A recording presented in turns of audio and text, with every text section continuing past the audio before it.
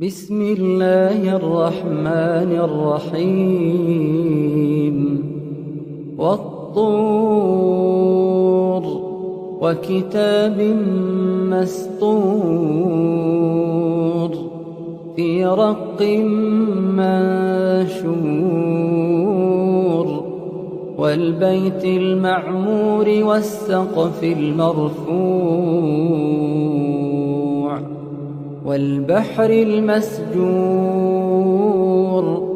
إن عذاب ربك لواقع ما له من دافع يوم تمور السماء مورا وتسير الجبال سيرا فويل يومئذ للمكذبين الذين هم في خوض يلعبون يوم يدعون إلى نار جهنم دعا هذه النار التي كنتم بها تكذبون أفسحر هذا أم أنتم لا تبصرون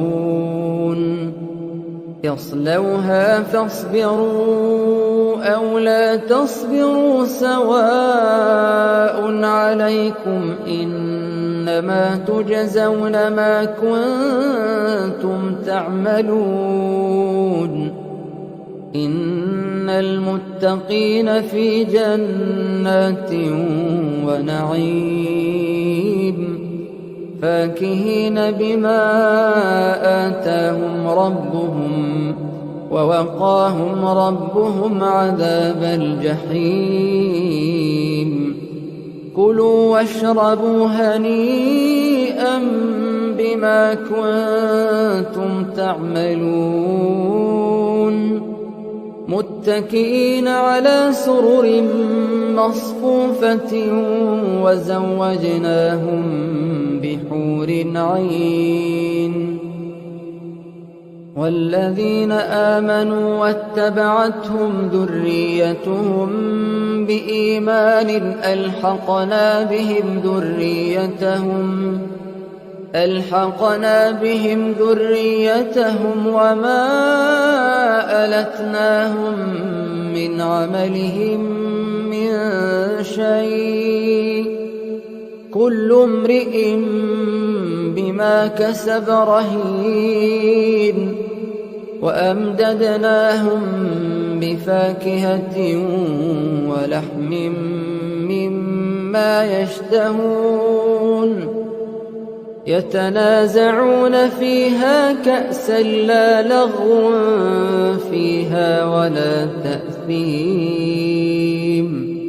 ويطوف عليهم غلمان لهم كأنهم لؤلؤ مكنون وأقبل بعضهم على بعض يتساءلون قالوا إنا كنا قبل في أهلنا مشفقين فمن الله علينا ووقانا عذاب السموم إنا كنا من قبل ندعوه إنه هو البر الرحيم فذكر فما أنت بنعمة ربك بكاهن ولا مجنون أم يقولون شاعر نتربص به ريب المنون قل تربصوا فإني معكم من المتربصين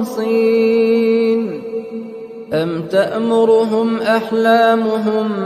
بهذا أم هم قوم طاغون أم يقولون تقوله بل لا يؤمنون فليأتوا بحديث مثله إن كانوا صادقين أم خلقوا من غير شيء أم هم الخالقون أم خلقوا السماوات والأرض بل لا يوقنون أم عندهم خزائن ربك أم هم المسيطرون أم لهم سلم يستمعون فيه فليأت مستمعهم بسلطان مبين أم له البنات ولكم البنون أم تسألهم أجرا فهم من مغرم مثقلون أم عندهم الغيب فهم يكتبون أم يريدون كيدا فالذين كفروا هم المكيدون أم لهم إله غير الله سبحان الله عما يشركون وإن يروا كسفا من السماء ساقطا يقولوا سحاب مركوم فذرهم حتى يلاقوا يومهم الذي فيه يصعقون يوم لا يغني عنهم كيدهم شيئا ولا هم ينصرون وإن للذين ظلموا عذابا دون ذلك ولكن أكثرهم لا يعلمون واصبر لحكم ربك فإنك بأعيننا وسبح بحمد ربك حين تقوم ومن الليل فسبحه وإدبار النجوم